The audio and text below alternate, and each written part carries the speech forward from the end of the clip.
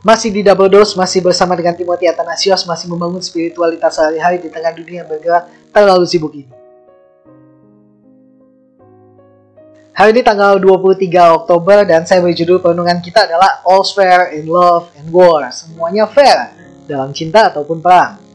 Menarik ya. Dan firman Tuhan saya ambil dari Kisah Para Rasul 7 ayat yang ke-60. Demikianlah bunyi firman Tuhan. Sambil berlutut ia berseru dengan suara nyaring, Tuhan janganlah tanggungkan dosa ini kepada mereka. Dan dengan perkataan itu meninggallah ia. Jika kita mendengar nama-nama Sadrak, Mesak, dan Abednego, otomatis kita akan mengingat satu peristiwa heroik ketika mereka menolak untuk menyembah patung emas yang didirikan oleh Raja Nebukadnezar.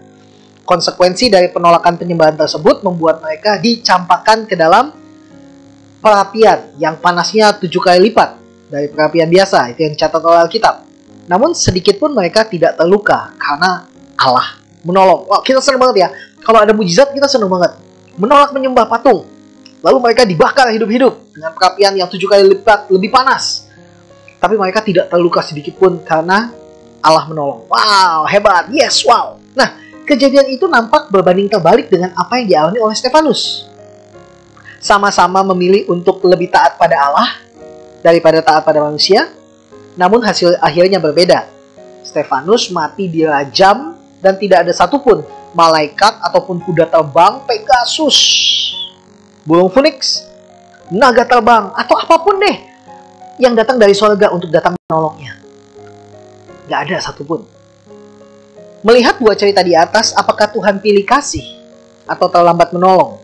Tidakkah Tuhan itu baik dan adil? Tuhan memberikan kekuatan untuk menghadapi masalah mereka masing-masing. Itu jawabannya.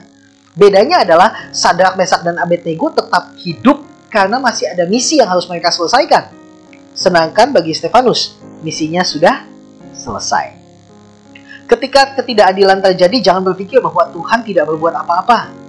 Setiap peristiwa memiliki tujuannya masing-masing. Sadrak, Mesak, dan Abednego punya tujuannya, punya misinya. Stefanus punya misinya.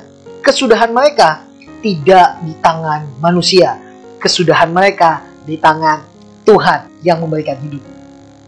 Tuhan tetap melindungi dan memelihara iman kita kepadanya. Itu yang paling penting.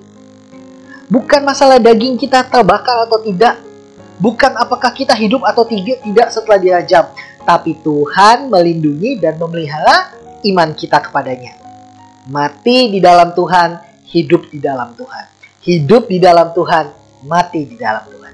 Dalam keadilan, Tuhan ada kasihnya. Dan karena kasihnya, maka Tuhan selamanya adil. Ingat, misi saudara menentukan bagaimana dan apa yang saudara kerjakan hari ini. Tuhan tidak pernah gagal. Saudara hanya perlu melakukan panggilan Tuhan dalam hidup kita. I pray for you guys. Amalih mulia dalam Gusti.